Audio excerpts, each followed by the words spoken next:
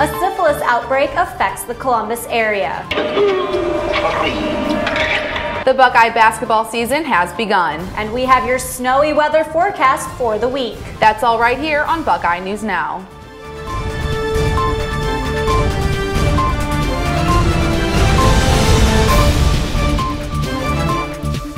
Welcome back, everyone. I'm Rithika Shah. And I'm Ariana Bernard. You're watching Buckeye News Now.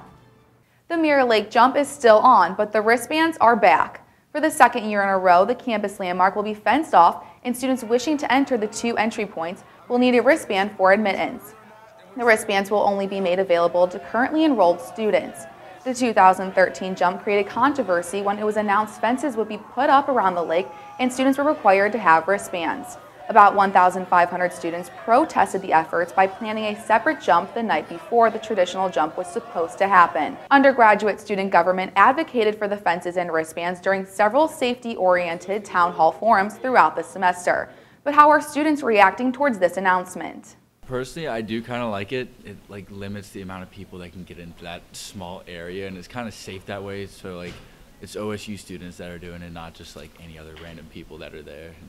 It's not going to work. I mean, what happened last year was everyone just went the day earlier and nobody could stop them and just kind of bum rushed it. And I actually did go last year, the day before, and I mean, it was the same jump. Basically, everyone was there, but I don't think it's going to work.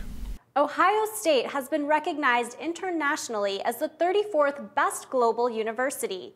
U.S. News & World Report released the first set of rankings this fall, and the university made it into the top 50 out of 500 universities across the globe. The rankings were based on Ohio State's academic research and reputation. Of the 49 countries represented, the United States had the most universities with 134 ranked on the list. Ebola, the flu, and now syphilis. The greater Columbus area is seeing an outbreak of the sexually transmitted disease. The number of cases has increased by 40% over a period of 6 months beginning in July of 2013 until January of this year. Public health officials are stressing that sexually active people should still get tested for the highly infectious but treatable disease. Lantern TV reporter Jan Schreiber talks to the experts about what you can do to stay safe. Syphilis is spread through any form of sexual contact, including oral sex. Syphilis is treatable, especially if detected early. Prevention is far better than cure. Wearing condoms or other barrier methods do not completely prevent the acquisition of any sexually transmitted infection, and that includes syphilis. Sharing toilet seats or things of that nature do not transmit syphilis. There have been 40% more cases in Greater Columbus between July 2013 and January this year. Columbus Public Health is taking measures to contain the outbreak. A lot of students are sexually active in their college years, so having an outbreak of any sort of STD is a little bit alarming, yes. Sometimes people, when they encounter syphilis, can have a rash. Sometimes they can have an isolated ulcer or lesion, but there are some people who get very minimal symptoms or even no symptoms. It is possible to spread syphilis without necessarily having symptoms of syphilis itself. The common way of testing for syphilis is through a blood test, which is, along with other STD tests, available for free at the Student Wellness Center in the RPEC building. No, I'm not scared of it. I think everyone should be tested. I've not tested for any, but if I was, in a relationship or something with someone, I would, figure it necessary to be tested. The major outbreak of syphilis is happening in the greater Columbus area and not specifically on the Ohio State University campus. Though doctors emphasize that everyone sexually active should get tested, no matter the numbers. Jan Schreiber, The Lantern TV. This week brought Ohio State its first big snowfall. Several inches of snow crippled travel and clogged roads across much of central Ohio. Our meteorologist John Banghoff is here to talk about just how much snow we'll see this week and the possibility for record-breaking cold temperatures. John, what's it looking like outside?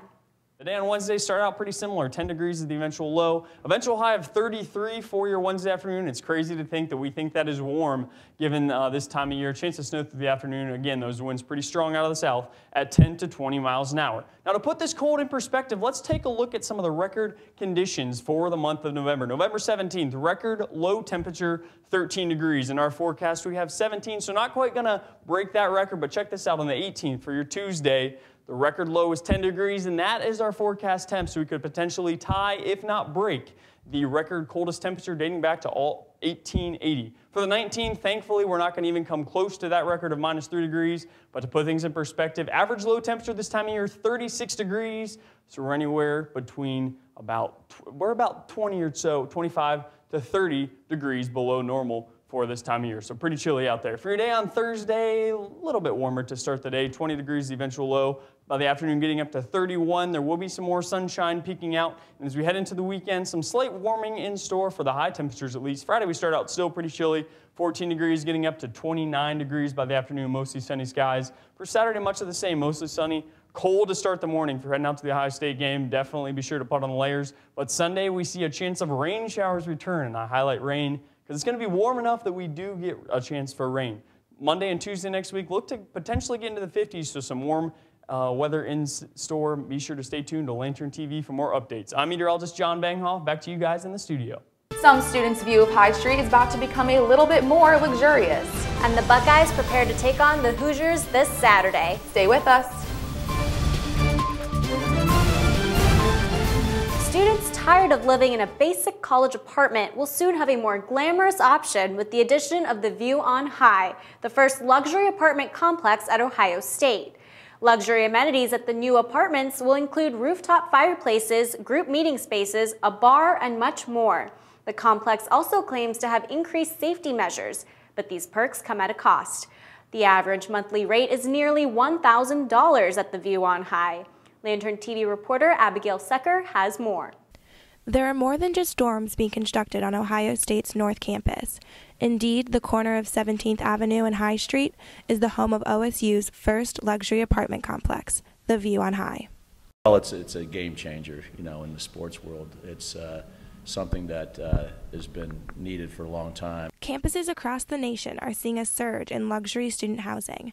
The development of home team properties, the View on High, has added OSU to this list. We've made a lot of group areas where you can sit and relax and enjoy your experience.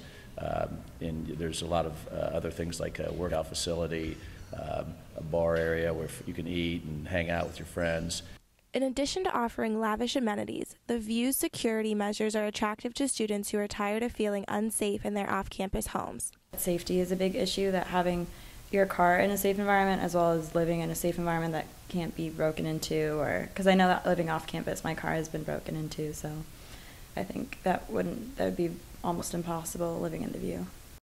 The additional security that comes from living in the View on High does not, however, come without a price. The average price probably per bedroom, on average I think you're talking probably is around $950. The View on High is one of the newer additions to OSU's High Street, but when you look next door you see an old Buckeye favorite. Buckeye Donut's relationship with its new neighbors started off rocky. They didn't communicate at first as well as I wanted them to, so I kind of, they turned our water hose on and we're taking our water for, it might have been a day or so, nonstop. But today the two share a mutually beneficial relationship. We're busy already. We're going to be even busier now. I mean, imagine it's like having a city block. It's like a city block vertical right next door to us. With the first apartments in the View on High set to open in January of 2015, OSU students prepare to move into their new and extravagant home away from home. For the Lantern TV, I'm Abigail Secker. Buckeye basketball is back.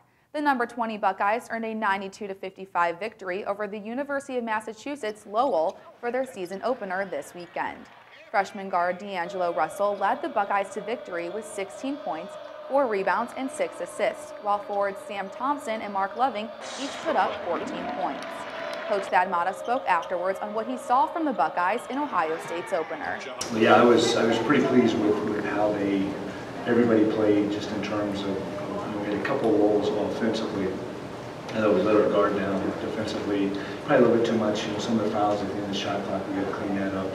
But overall, sharing the basketball, 1 turnover in the second half, that was huge for us. The Buckeyes play again Tuesday night at Value City Arena, this time against Marquette. Tip-off is scheduled for 7:30 p.m.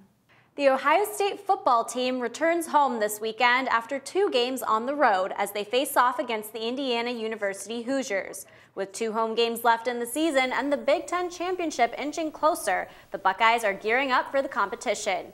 Lantern TV was at Coach Urban Meyer's Monday press conference, and here's what he had to say about the tail end of the Buckeyes season.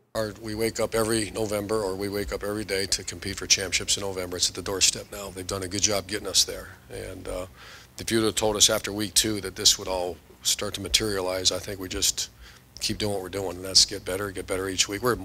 We are lights out much better football team than we were at the beginning of the season. And that's a credit to the players and the assistant coaches for getting them there. That's all we have for you this week on Buckeye News Now. Remember to like us on Facebook and follow us on Instagram and Twitter. Thanks for watching. We'll see you live this Wednesday at 7 p.m. with Lantern TV's news magazine show, Buckeye Interior.